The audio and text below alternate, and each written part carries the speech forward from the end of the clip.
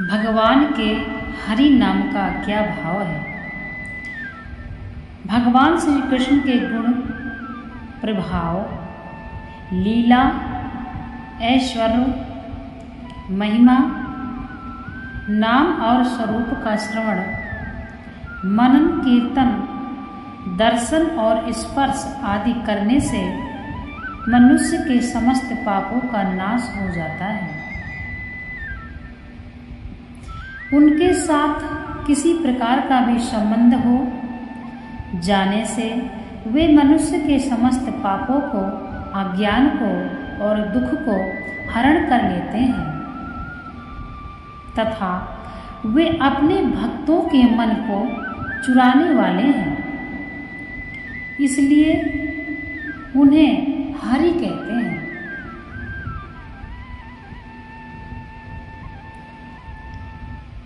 भगवान के किस रूप का वाचक है।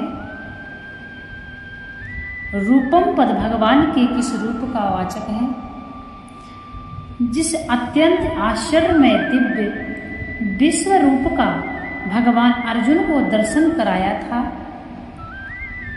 और जिसके दर्शन का महत्व भगवान ने 11वें अध्याय के 47वें और 48वें श्लोक में स्वयं बतलाया है, उसी विराट स्वरूप वाचक यहाँ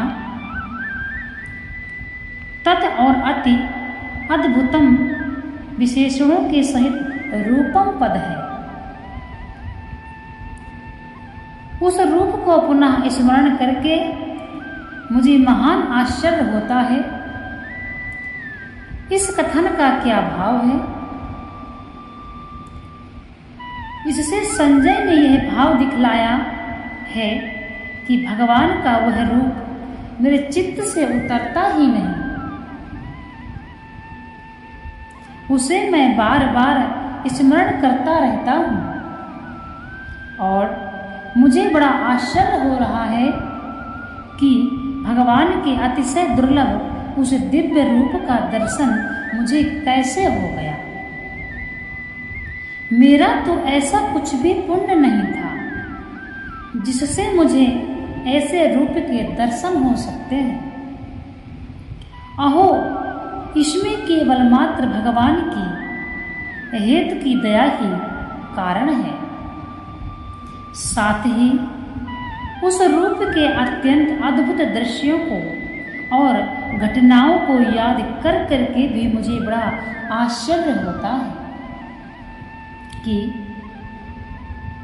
अहो, भगवान की कैसी विचित्र योग शक्ति है।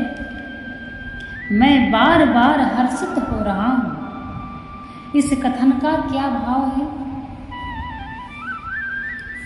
इससे यह भाव दिखलाया गया है कि मुझे केवल आश्चर्य ही नहीं होता है, उसे बार बार याद करके मैं हर्ष और प्रेम में विहीन भी हो रहा हूँ। मेरे आनंद का पारावार ही नहीं है। इसी प्रकार अपनी स्थिति का वर्णन करते हुए गीता के उपदेश की और भगवान के अद्भुत रूप की स्मृति का महत्व प्रकट करके अब संजय धृतराष्ट्र से पांडवों की विजय की निश्चित संभावना प्रकट करते हुए इस अध्याय का उपसंहार करते हैं।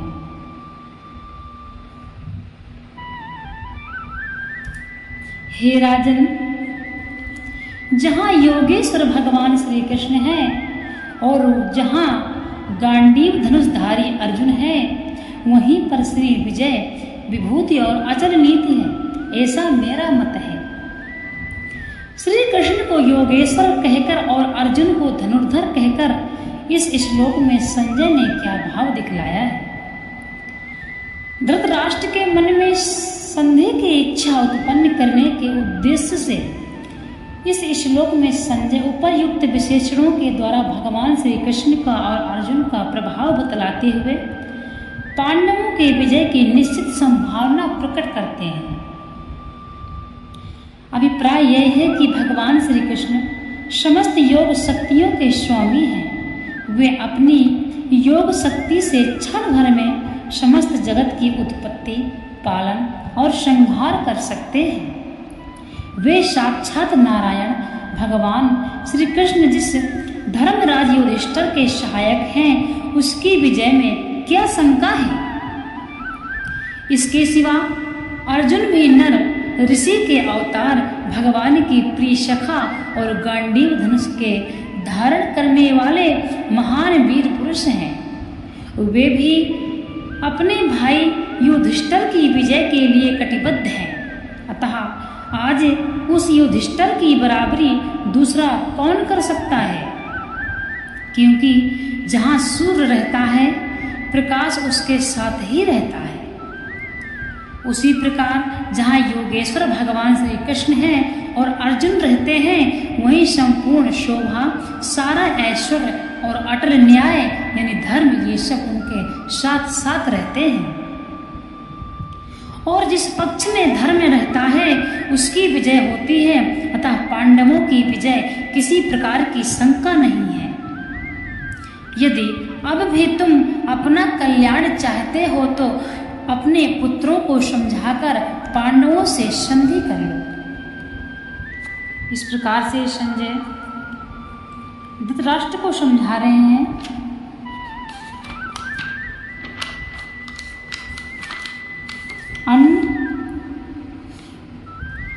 अन्य शास्त्रों में संग्रह की क्या आवश्यकता है। यह गीता एक ऐसा दिव्य ग्रंथ है।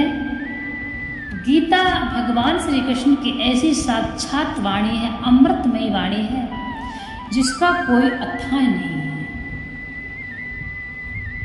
जो व्यक्ति गीता सार पढ़ता है, गीता का अध्ययन करता है,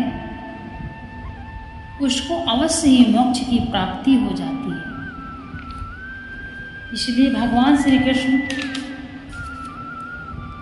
इतने सरल शब्दों से समझा रहे हैं अर्जुन को। ये मनुष्य को ही समझाया गया है।